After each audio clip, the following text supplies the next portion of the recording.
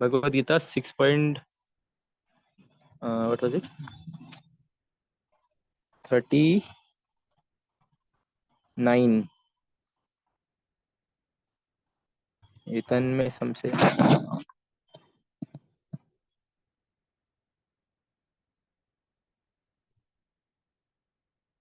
Yes.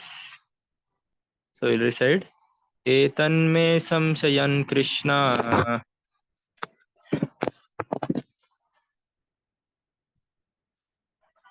चेतुम अर्हसि अशेषतः चेतुम् अर्हसि अशेषतः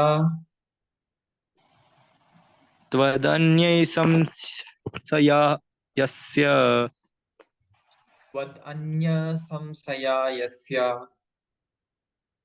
चेता न युपपद्यते. चेता न हि उपाद्यते. If you can read translation. Yeah, translation.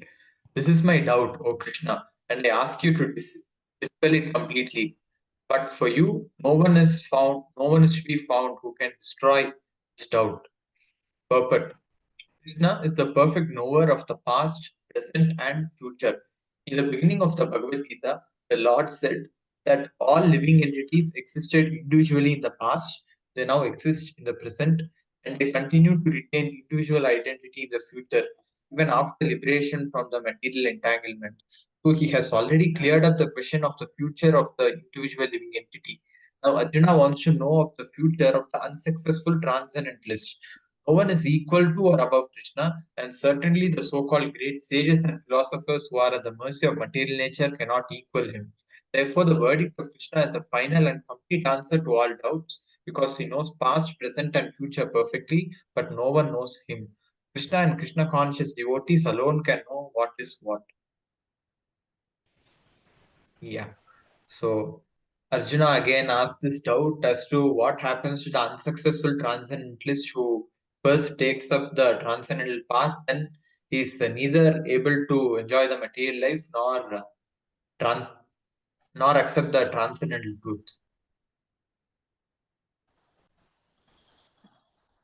Even after Krishna, Yeah.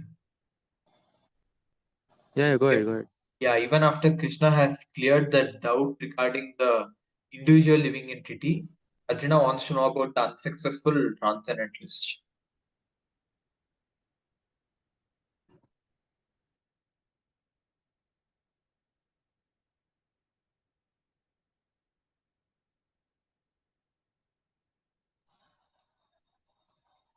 Okay, shared nicely. Now Krishna in next verse will answer what happens to that unsuccessful transcendentalist. Krishna already answered it. No, Krishna answered the how to control the mind, the chanchalam hi mana Krishna, the unsteady mind, turbulent mind. So now Arjuna asked about the person who fall downs, what happens to his progress, and now Krishna will dispel his doubt because there is no one superior to Krishna in the knowledge of self-realization. Okay, you can share next verse.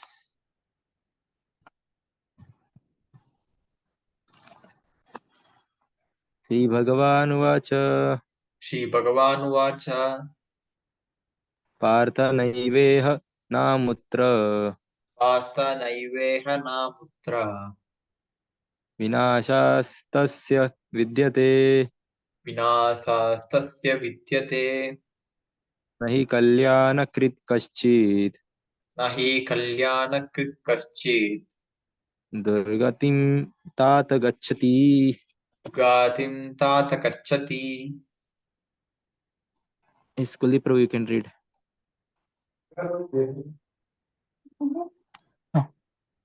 Hare Krishna. Translation. The Supreme Personality of Godhead said, Son of Pritha, a transcendentalist engaged in auspicious activities does not meet with destruction either in this world or in the spiritual world. One who does good, my friend, is never. 0.7 Srinath Muni instructs Vyasdev as follows. Yaktva swadharmam चरणं भुजं हरेर् भजन अपको अथा पते ततो यदि यत्र क्व भद्रम् अभुत्तुमुष्यकिं को वार्ताप्तो अभजतां स्वधर्मतः. If someone gives up all material aspects and takes complete shelter of the Supreme Personality of Godhead, there is no loss or degradation in any way. On the other hand, a non-devotee may fully engage in his occupational duties and yet not gain anything. For material prospects, there are many activities, both scriptural and customary. A transcendentalist is supposed to give up all material activities for the sake of spiritual advancement in life. Krishna consciousness. One may argue that by Krishna consciousness one may attain the highest perfection if it is completed. But if one does not attain such a perfectional stage, then he loses both materially and spiritually. It is enjoined in the scriptures that one has to suffer the reaction for not executing prescribed duties. Therefore, one who fails to discharge transcendental activities properly becomes subjected to these reactions. The Bhagavatam assures that the unsuccessful transcendentalist that there need be no worries. Though he may be subjected to the reaction for not perfectly executing prescribed duties, he is still not a loser, because auspicious Krishna consciousness is never forgotten, and one so engaged will continue to be so even if he is low-born in the next life. On the other hand, one who simply follows strictly the prescribed duties need to necessarily attain auspicious results if he is lacking in Krishna consciousness. The purport may be understood as follows. Humanity may be divided into two sections, namely the regulated and the non-regulated. Those who are engaged simply in bestial sense gratifications without knowledge of their next life or spiritual salvation belong to the non-regulated section, and those who follow the principles of prescribed duties in the scriptures are classified amongst the regulated section. The non-regulated section, both civilized and non-civilized, educated and non-educated, strong and weak, are full of animal propensities. Their activities are never auspicious, because while enjoying the animal propensities of eating, sleeping, defending, and mating, they perpetually remain in material existence, which is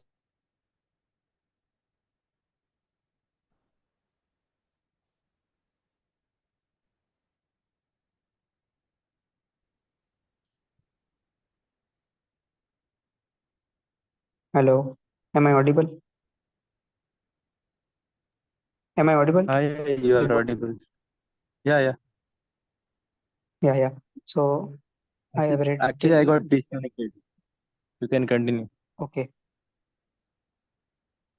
I have read till this paragraph. The purport may be understood. Yeah. So till we can discuss this. Like Krishna is telling Okay, that fine. a little advancement in Krishna consciousness can save the human. That can save the living entity from greatest danger. It is said by Krishna in, I guess, third chapter. Here also Krishna is telling that whoever does good, he is Yeah. So in Srimad Bhagavatam, Narad Muni says, Yaktva sadharma charanubhujam harer. If someone gives up all material products and takes shelter, complete shelter of Supreme Personality Godhead, there is no loss or degradation in any way. On the other hand, those who do not engage in transcendental activities have to suffer their reactions, because material activities will lead them to nowhere, because there is no gain. And the things you explained nicely. So prescribed duties are to be done, and transcendental activities are one of the prescribed duties. yes. Okay, so you can continue. Also here Prabhupada mentions that humanity is divided into two sections, regulated and unregulated. So Yeah. what so regulated are the people who engaged in pious activities, and the unregulated section, non-regulated section. In that section, civilized and non-civilized both come, but they are full of animal propensities. So their activities are never pious. Mm. Yeah. So we'll continue. Those who are following the path of auspiciousness can be divided into three sections, namely one, the followers of scriptural rules and regulations who are enjoying material prosperity. those who are trying to find ultimate liberation from material existence, and those who are devotees in Krishna consciousness. Those who are following the rules and regulations to the scriptures for material happiness may be further divided into two classes: those who are fruity workers and those who desire no fruitful sense gratification. Those who are after fruitive results for sense gratification may be elevated to a higher standard of life, even to the higher planets, but still, because they are not free from material, they are not following the truth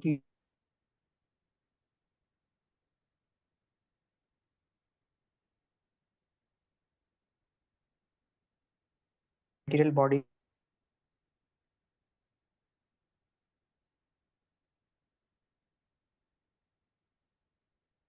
accepts all bodily discomforts for the sake of making progress on the path of Krishna consciousness can be called a perfect transcendentalist under severe austerity.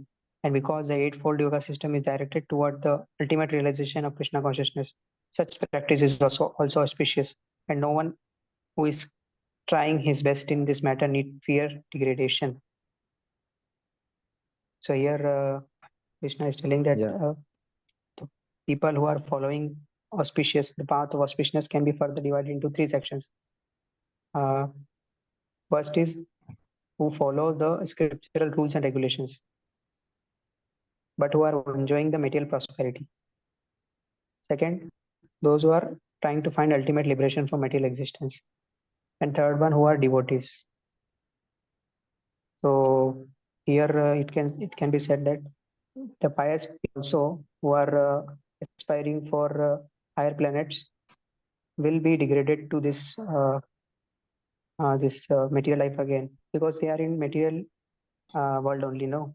Yes. But the devotees of the Krishna, they are aspiring for a higher purpose, where there is no miseries, a place of bliss. So they are true transcendentalists. Yes. So the path which is not leading one to liberation is not a good path. Yes. Like Prabhupada says, the only auspicious activities are those which lead one to liberation. Any activity Hmm. which is not aimed after ultimate liberation from material body is not at all auspicious. So one need to take care of, because our activities should be spiritualized and should be done in such a way that we advance spiritually.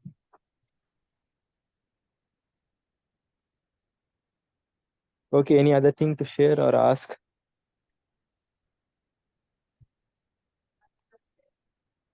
If not, then we'll move to the next This verse. verse, Yeah, sorry.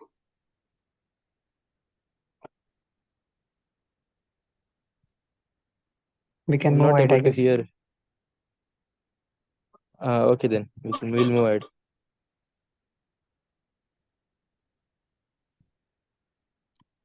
Yes, bro, you can share news. Next loka. Yes. Yeah. Am I audible? Yeah, you're audible now. Okay. 6.41.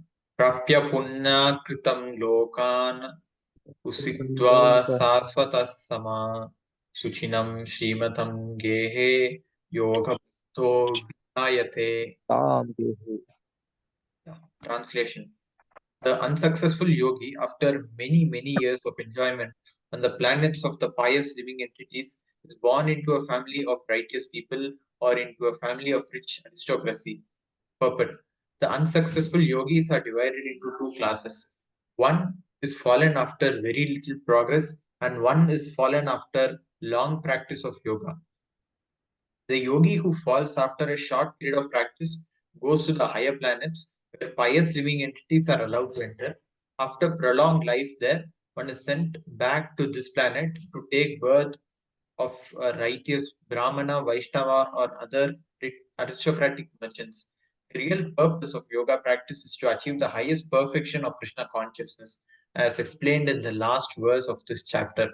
But those who do not persevere to such an extent and who fail because of material allurements are allowed by the grace of the Lord to make full utilization of their material propensities. And after that, they are given opportunities to live prosperous lives in righteous or aristocratic families. Those who are born in such families may take advantage of the facilities and try to elevate themselves to full Krishna consciousness. So, this verse is trying to say that even a small amount of devotion or sadhana can save us from the greatest miseries, that is being going into lower planets in some other body, right? So even a yogi who falls after a short period gets the fruits for his short period of practice and goes to the higher planets. And the yogis who are fallen after long practice of yoga, they enter bodies of pious living entities. Yeah. So they are relieved from the most dangerous type of fear. Trayate mahato bhayat.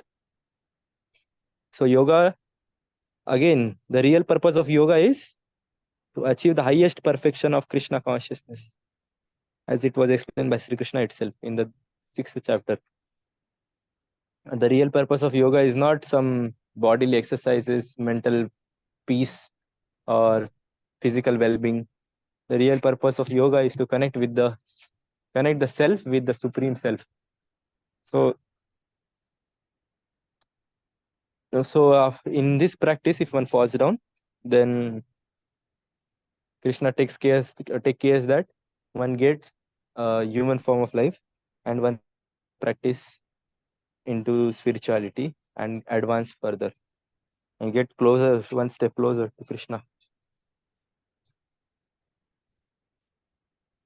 Okay, so anything to share, anything to ask, anything? If not, then we can move. Yeah, bro, we can move.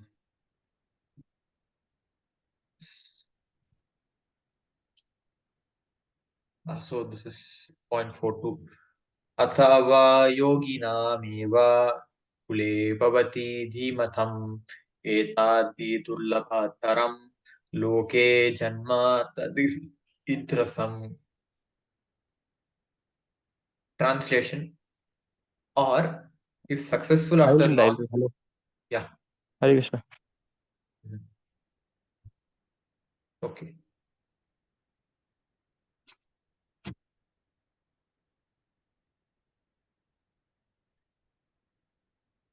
Or if unsuccessful after long practice of yoga, he takes his birth in a family of transcendentalists who are surely great in wisdom. Certainly, such a birth is rare in this world. Purport: birth in the family of yogis or transcendentalists, those with great wisdom, is praised herein because child born in such a families receive a spiritual impetus from the very beginning of his life. It is especially the case in the Acharya or Goswami's family. Such families are very learned and devoted by tradition and training, and thus they become spiritual masters. In India, there are many such Acharya families have now degenerated due to insufficient education and training. By the grace of Lord, there are still families that foster transcendental generation after generation. It is certainly very fortunate to take birth in such families. Fortunately, both our spiritual master, Om Vishnupad Srimad Bhakti Siddhanta Saraswati Maharaj, and our humble self had opportunity to take birth in such family by the grace of the Lord. And both of us were trained in devotional service of the Lord from very beginning of our lives. Later on, we met by the order of transcendental system. So here, Prabhupada is saying that, or say Krishna is saying that, the one in the previous verse, Prabhupada mentioned in the purport that there are two types of unsuccessful yogis. The one who falls down after short progress, and the one who falls down after long progress. So the one who falls down after short time gets some heavenly planet or heavenly body, and the one who falls down after long period of time, he gets a chance to get birth in human form of life, or say brahmanas or aristocratic family. Mhm. So hey, what was the sloka number? 6.42. So in this work, Krishna confirms that after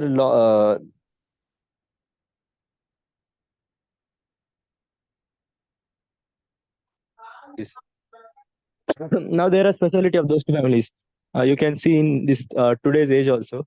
Now, if Nita Ambani and Mukesh Ambani are pious, they can, and so their children do not have to work hard or slog hard like kids for making money on spiritual advancement. So this is the advantage of getting birth into aristocratic family. And secondly, getting birth in a Brahman family. Brahmanas were already pure, already practicing devotional service. So getting birth over their family is also a very auspicious thing, because they will engage you from the very childhood in devotional service. Just like it happened with Bhakti Siddhanta Saraswati Swami Maharaj and Srila Prabhupada himself. So their parents were also devotees.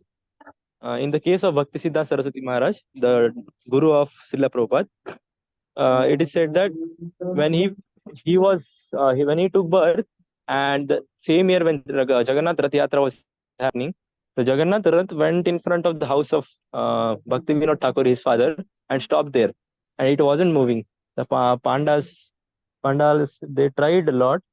They tried their best. They were pulling, but the Rath wasn't moving. Then they saw that it was home of Bhakti Vinod Thakur, and then Bhakti Vinod Thakur brought his child outside, and he kept Bhakti Siddhanta Saraswati Thakur in front of Jagannath, and a flower fell from hand of Jagannath, and then when the child was taken back to home, and then Rath started moving. So Bhakti Siddhanta Saraswati Maharaj was blessed from childhood itself, and he's a pioneer. He's a Siddhant. He established a Siddhanta, and he criticized Mayavad like anything. No one was able to stand in front of him in terms of philosophy. His English was so good that even Britishers were sitting with dictionaries in his classes. So there are many such things happened in the life of Bhakti Siddhanta Saraswati Maharaj. So he also got training from childhood, because his father was devotee. By saying this, I'm not saying that they have taken birth due to their pious, or due to they fall down from previous life. They are Nitya Siddhas. Nitya Siddhas means those people who take this birth just to spread the glories of Lord, and they go back home, back to Godhead after this birth. So they come on the order of Krishna to liberate the fallen conditioned souls. So they are called Nitya Siddhas. Mhm. Okay. So later on, by transcendental arrangement, they met. So there is a story of how Prabhupada met his guru. So when Prabhupada passed out from college, so he was not having so much faith on gurus, because he saw he has been he has many experiences with fake gurus. So when one of his friend was said that there is one very influential guru who has come to our village, let's go there. So he was insisting to Prabhupada, but Prabhupada was denying. But he forcefully took him to the Matha of Bhaktisiddhanta Saraswati Goswami. And there, as soon as they arrived, Siddhanta Maharaj said the first instruction that, hey, you two gentlemen, you have studied, you know English, why don't you teach this philosophy of Krishna consciousness is in English to the Westerners and to whole world? And this was like a shock, because they don't even know each other, and in the first meet itself, the guru is giving instruction to Prabhupada. So then Prabhupada challenged, like a humble disciple, that who will listen to this message of Bhagavad Gita in this Kranti of independence. And then Bhakti Siddhanta Saraswati Thakur said that this independence will come and go, But what about the independence from this body? Now India is independent. Tomorrow it will not. Now India is not independent. Tomorrow it will be independent. But we are caught up in this bodily dependence, and how to get out of this, how to get independence from this body. So some points he made. So this point struck Prabhupada, and then and there itself Prabhupada accepted him as his guru, and then later on he took initiation from him, and he becomes his disciple and joined in the parampara, Gaudiya Madhava Vaishnava Brahma Sampradaya. This is how the story was. Okay. Okay, so let's move to the next verse.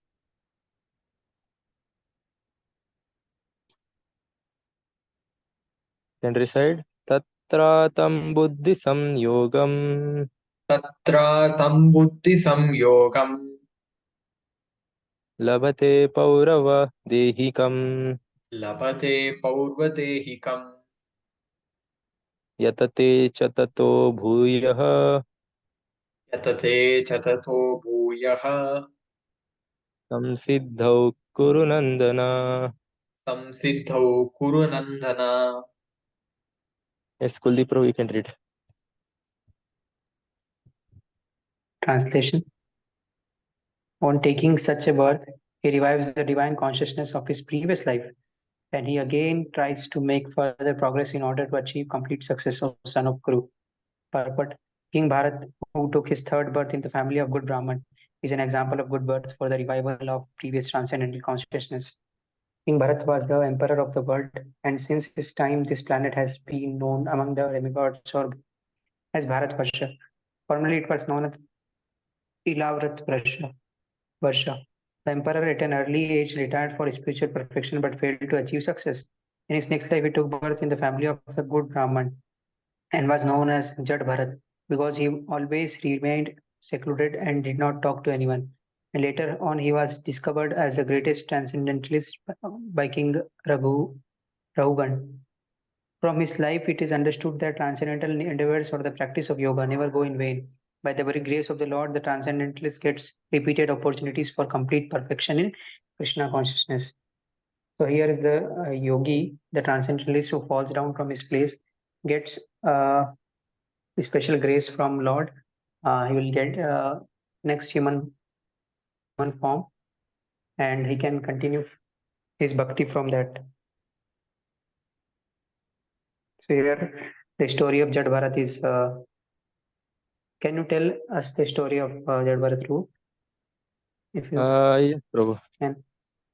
So just before telling the story, to highlight the point that Krishna now here confirms that one makes progress ahead. So if in previous life one has uh, made a progress of up to suppose 59%, so from this life he will start from 60%. So the previous one does not get into vain. So it is been stored. So whatever transcendental spiritual activity we do, they're all been recorded, and they will not go away when we die. Just as our all wealth, all our education, material education, all our relations with others, all our assets, all properties, everything will go away after we leave this body. But only one thing that comes with us is what we did, what spiritual activities we did in this life. So one should wisely take actions in this regard. Now coming to the story of Bharat Maharaj, it is a long story, but I'll just summarize or tell you in short, in brief. Even I heard this story 2-3 times, and it was I was included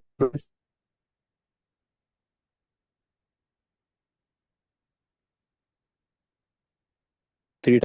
So, to summarize in short, we have only another 4-5 minutes. The story Bharat Maharaj was a king of entire world. So Bharat Varsha was the entire world before. So this entire Prithvi or entire earth, he was king of this entire world. So uh,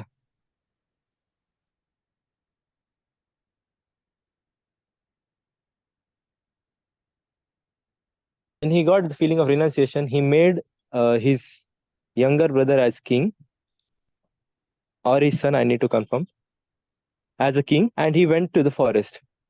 So now he was emperor of the entire world. He was the wealthiest man, he was the strongest man, he was the most famous personality, but he renounced all these three things. And we all desire after these three things. Even the Goswamis, they were millionaires at the time. They left all these things and went to Vrindavan for doing bhajans. So the quality of renunciation is being appreciated here, and that's why the entire world, which was previously known as what Prabhupada said, Ilavrita Varsha, which later on went to be known as Bharat Varsha. Now, when Bharat Maharaj went to forest and he was doing his tapasya, there a thing happened was uh, after few days, a pregnant deer was near a lake, and Bharat Maharaj was observing it. Now, from behind, the deer got a sense that tiger is going to attack, and as soon as the tiger came close, the deer jumped off.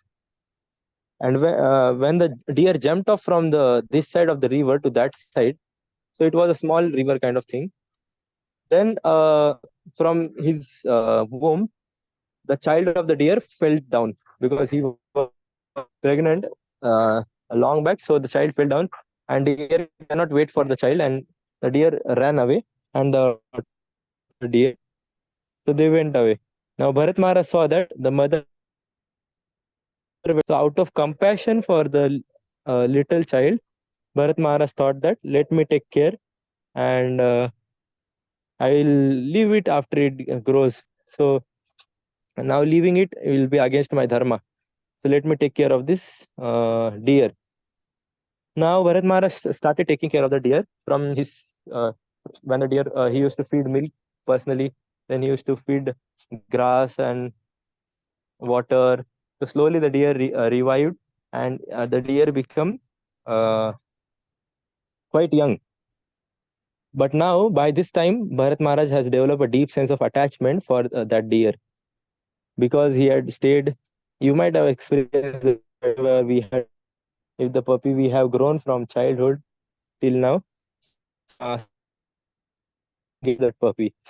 So the same thing happened with Bharat Maharaj. So when he was doing yagyas, he was constantly was doing meditation. The thoughts of deers started roaming in his mind. So when he was doing yagya, he used to think that where is the deer? Where is the deer? Let me see if it is safe or been eaten by a tiger. So he used to see for a deer for when yagya was going on. So similarly, while all the things were going on, he was being distracted.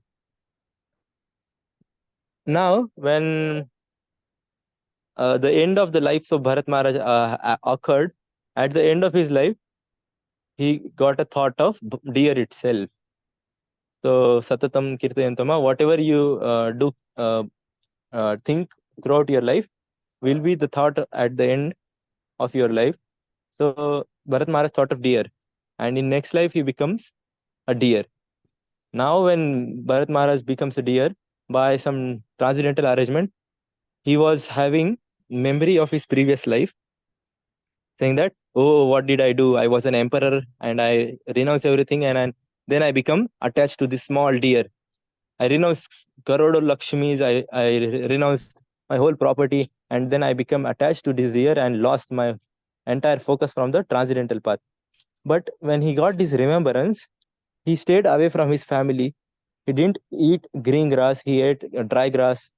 He then, so similarly, he did all austerities, and he stayed near the ashram of gurus where he heard about uh, glories of Supreme and similar pastimes over there, Bhagavatam. So he was staying away from general deer, general his families, and he was doing austerity. So next life, the deer become Bharat. Now that Jad Bharat has his own story. How Jad Bharat used to behave, not so common like a common man. So he will not wash hands after going passing stool. He'll he'll do just the opposite what is been said to him. So no one was liking him. So they all thought he's a mad fellow. He got he but he was internally very situated, saying that I will not get this time into this material pool and I'll perfect my life. So he was internally contemplating all the time on Lord. Sorry.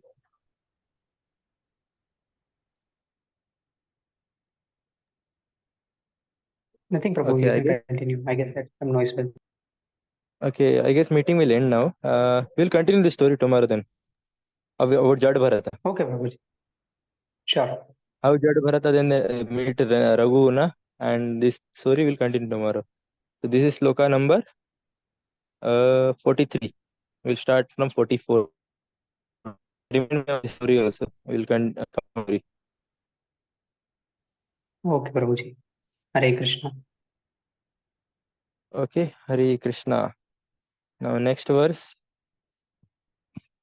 Next to next. Okay, Krishna will continue. Okay, only 1, 2, 3, 4. 4 verses are there remaining of this chapter. Okay, fine. We'll meet tomorrow. Yeah, bro. Hare Hare Krishna. Krishna.